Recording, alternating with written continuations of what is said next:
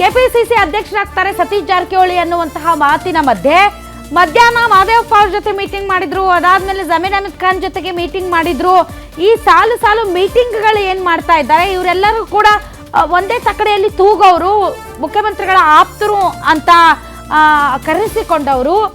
ಆಮೇಲೆ ಈ DCM ಅದು ಇದು ಅಂತ ಎಲ್ಲ ಬಹಳಷ್ಟು ವಿಚಾರಗಳು ಓಡಾಡ್ತಾ ಇರೋದ್ರಿಂದ ಮುಂದಿನ 2028ರ ಚುನಾವಣೆಯಲ್ಲಿ ನಾನೇ ಮುಖ್ಯಮಂತ್ರಿ ಅಭ್ಯರ್ಥಿ, ನಾನು ಕಣ್ಣಿಟ್ಟಿರೋದು 2028ಕ್ಕೆ ಅಂತ ಬಹಿರಂಗವಾಗಿ ಸತೀಶ್ ಜಾರಕಿಹೊಳಿ ಅವರು ಹೇಳಿರೋದ್ರಿಂದ ಮತ್ತು ಯತೀಂದ್ರ ಸಿದ್ದರಾಮಯ್ಯನವರು ನನ್ನ ತಂದೆಯವರ ಉತ್ತರಾಧಿಕಾರಿ ಸತೀಶ್ ಜಾರಕಿಹೊಳಿ ಅವರು ಅಂತ ಹೇಳಿರೋದರಿಂದ ಸತೀಶ್ ಜಾರಕಿಹೊಳಿ ಅವರು ಈ ಒಂದು ಸಂದರ್ಭದಲ್ಲಿ ಸಿಕ್ಕಾಪಟ್ಟೆ ಆಕ್ಟಿವ್ ಆಗಿರೋದ್ರಿಂದ ಪ್ಯಾರಲಲ್ ಆಗಿ ಸತೀಶ್ ಜಾರಕಿಹೊಳಿ ಅವರು ಏನೇನು ಬೆಳವಣಿಗೆಗಳಿಗೆ ಸಾಕ್ಷಿ ಆಗ್ತಾ ಇದ್ದಾರೆ ಅನ್ನುವಂಥ ಕುತೂಹಲ ಅಂತೂ ಬಹಳ ಜನರಿಗಿದೆ.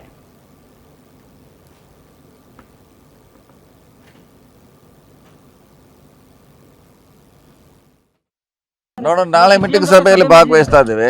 ನಾಳೆ ಸಭೆಯಲ್ಲಿ ಮುಖ್ಯಮಂತ್ರಿಗಳು ಹೇಳ್ತಾರೆ ಏನಾಗಿದೆ ಡೆಲ್ಲಿಯಲ್ಲಿ. ಅದಾದ್ಮೇಲೆ ಮುಂದಿನ ಚರ್ಚೆಗಳ ಪ್ರಾರಂಭ. ಇಲ್ಲ, ಅದು ಯಾವ್ದು ನಮಗೆ ಗೊತ್ತಿಲ್ಲ. ನಾಳೆ ಸಭೆ ಹೋದ್ಮೇಲೆ ಗೊತ್ತಾಗೋದು, ಅಲ್ಲಿವರೆಗೆ ವೇಟ್ ಮಾಡ್ಬೇಕು. ಅದು ಯಾವ್ದು ಚರ್ಚೆ ಆಗಿಲ್ಲ. ನಾಳೆ ಚರ್ಚೆ ಎಲ್ಲ ಒಟ್ಟಿಗೆ ಗೊತ್ತಿಲ್ಲ. ನಾಳೆ ಸಭೆ ನಂತರ ಗೊತ್ತಾಗೋದು. ಅಧಿಕೃತವಾಗಿ ರಾಹುಲ್ ಗಾಂಧಿ ಅವರು ಹೇಳಿದಾದ್ರು ಏನು ಅಂತ ಅದನ್ನೇ ನಾಳೆ ಎಲ್ಲರಿಗೂ ಬಹಿರಂಗವಾಗಿ ಹೇಳ್ತಾರೆ. ಅದಕ್ಕೆ